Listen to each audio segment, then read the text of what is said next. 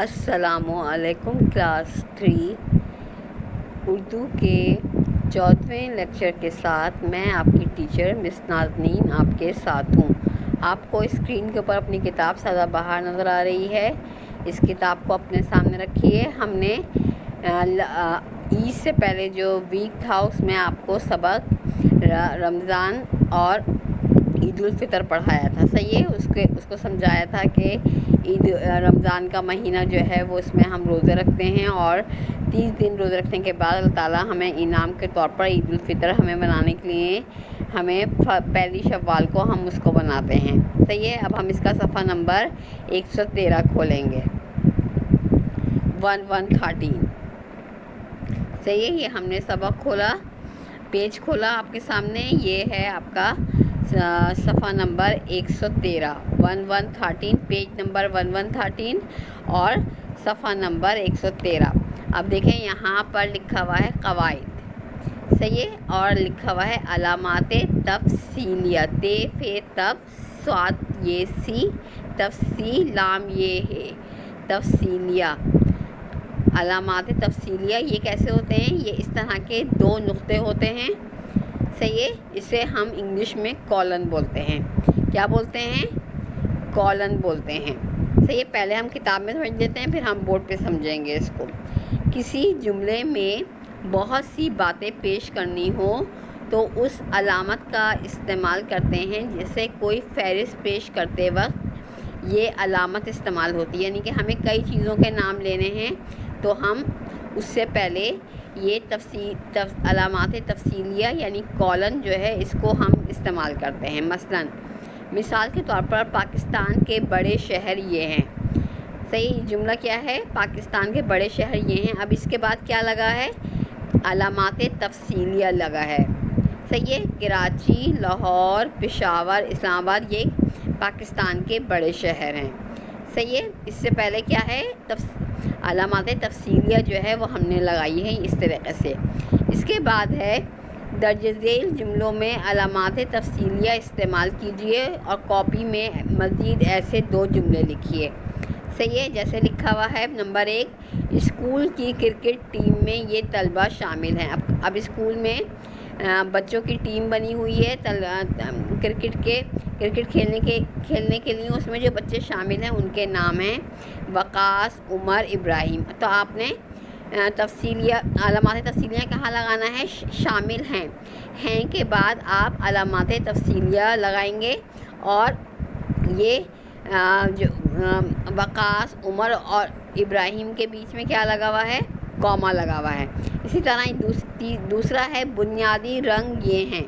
اب ہیں کے بعد کیا ہوگا؟ علامات تفصیلیہ جو ہے یہ آپ لگائیں گے، صحیح ہے۔ اتنی بات سمجھ میں آئی؟ علامات تفصیلیہ کیا ہوتا ہے؟ جیسے ہم کوئی ہیڈنگ ڈال رہے ہیں، علم کی اہمیت، یا ہم ڈال رہے ہیں مرکزی خیال، ہم نے ہیڈنگ ڈالی۔ اب اس کے بعد جو ہم دو نقطے ڈالتے ہیں وہ کیا کہلاتا ہے؟ علامات تفصیلیہ کہلاتا ہے، جسے انگلش میں ہم کیا بولتے ہیں؟ کالن بولتے ہیں۔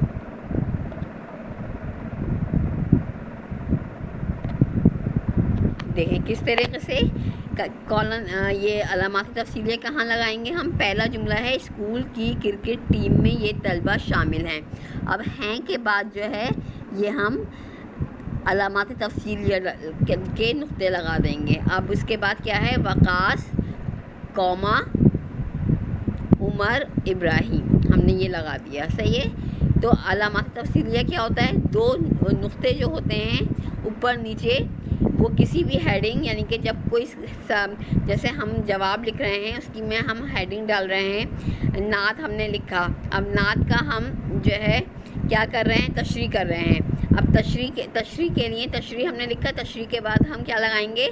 علامات تفصیلیہ لگائیں گے، یہ نشان لگائیں گے، صحیح ہے۔ اس کے بعد پھر ہم اس کی نیچے کی لائن سے اس کی تشریح لکھنا شروع کر دیں گے، یا ہم جیسے نوٹ لکھوا رہے ہیں آپ کو، جیسے میں نے آپ کو نوٹ لکھوایا اسلامیات میں حجرہ اسود۔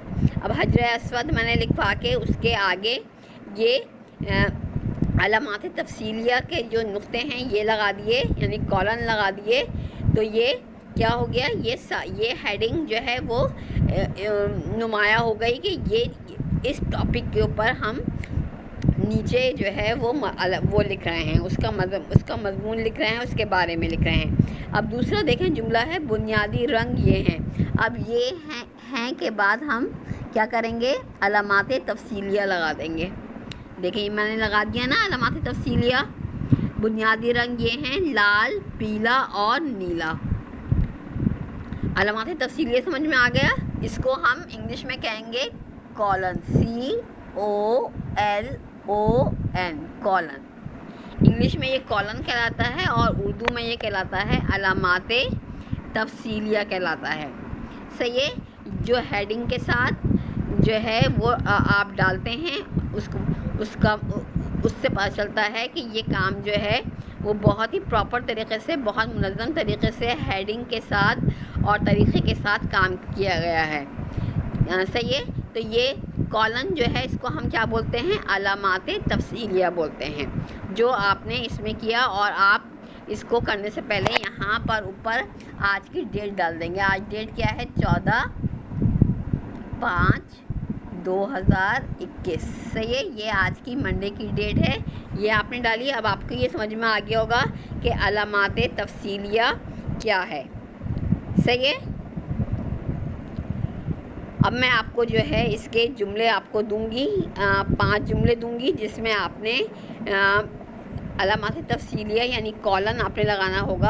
आपको ये समझने के बाद आपको वाज़ेह हो गया होगा कि अलामात तफसीलिया कहाँ पर लगाते हैं। सही है। यानी कि अलामात तफसीलिया किसे कहते हैं, कॉलन को कहते हैं। ये कहाँ पर लगता है ये मैं आपको एक पेज जो आपके लेक्चर के साथ आपके लगा दूंगी। और दूसरा मुझे ये करना है कि अभी आपने ईद गुजारी है, आप 3 दिन ईद के गुजार के आ रहे हैं। ईद उल फितर जिसे हम मीठी ईद कहते हैं, जो रमज़ान के 30 रोज़े रखने के बाद अल्लाह ताला की तरफ से हमें इनाम मिलता है। और 3 दिन तमाम उम्मत मुसलमा यानी कि तमाम मुसलमान दुनिया में जहाँ पे भी मुसलमान हैं वो रमज़ान के बाद जो चाँद निकलता है, जो पहला दिन होता है, उसके शुरू के 3 दिन जो है वो ईद उल फितर यानी मीठी ईद के बनाते हैं। और इसमें सब बहुत खुश होते हैं, एक दूसरे से गले मिलते हैं, नमाज ईद अदा करते हैं मस्जिद में जाके, और सब बहुत तैयारी करते हैं, नए कपड़े बनते हैं, घर में शीर खुरमा बनता है, फितरा निकलता है। मैंने फितरा बताया था कि आप जो भी खाना खाते हैं उस खाने का जो है वो कुछ उस खाने की चीज़ की कुछ रकम जो है वो किसी गरीब को दी जाती है। और घर में जितने लोग होते हैं, अगर आपके घर में 4 लोग हैं तो 4 लोगों का फितरा निकलेगा, 2 लोग हैं तो 2 लोगों का निकलेगा, 10 लोग रहते हैं तो 10 लोगों का फितरा निकलेगा। और फिर वो किसी गरीब को रमज़ान ख़त्म होने से पहले दिया जाता है, ताकि फिर वो भी रमज़ान की तैयारी कर ले, अपने बच्चों के लिए खाने पीने का सामान ले ले, उनके कपड़े बना ले या कुछ भी कर ले, तो ये फितरा निकलता है। और दूसरा क्या निकलता है, रमज़ान के महीने में मुसलमान ज़कात भी निकालते हैं, जो पूरे साल वो कमाते हैं और जो बचत करते हैं, अपने पैसे की जो बचत वो कर रहे होते हैं अपने घर का खर्चा चलाने के बाद, उसमें से 2.5% जो रकम होती है, जितना भी पैसा आपके पास जमा है, 100 रुपये जमा हैं, 200 रुपये, 500 रुपये, 1000 रुपये, तो उसमें से 2.5% जितना भी बनेगा वो आप ज़कात के किसी गरीब को निकाल कर दे सकते हैं, ताकि वो अपनी ज़रूरत की कोई चीज़ ख़रीद ले।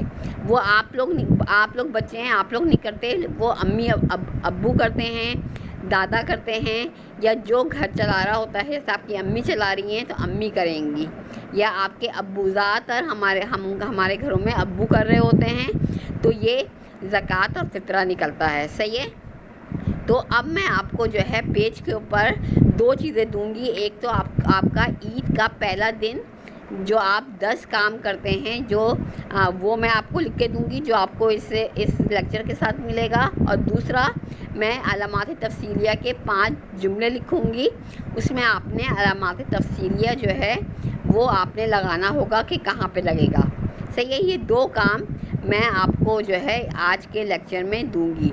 सही है। एक तो आपने सिंपल राइटिंग करनी होगी ईद के बारे में, जो 10 जुमले मैं लिखवाऊंगी वो आपने अपनी कॉपी के ऊपर عید کا پہلا دن کی ہیڈنگ ڈال کے آپ نے وہ لکھنا ہوگا، اور دوسرے پیج کے اوپر آپ نے علامات تفصیلیہ کی ہیڈنگ ڈال کے 5 جملوں میں آپ نے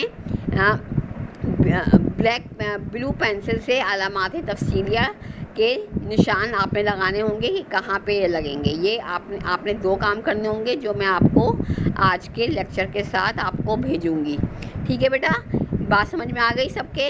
علامات تفصیلیہ یعنی کالن کا نشان کہاں لگتا ہے، یہ میں نے آپ کو سمجھایا۔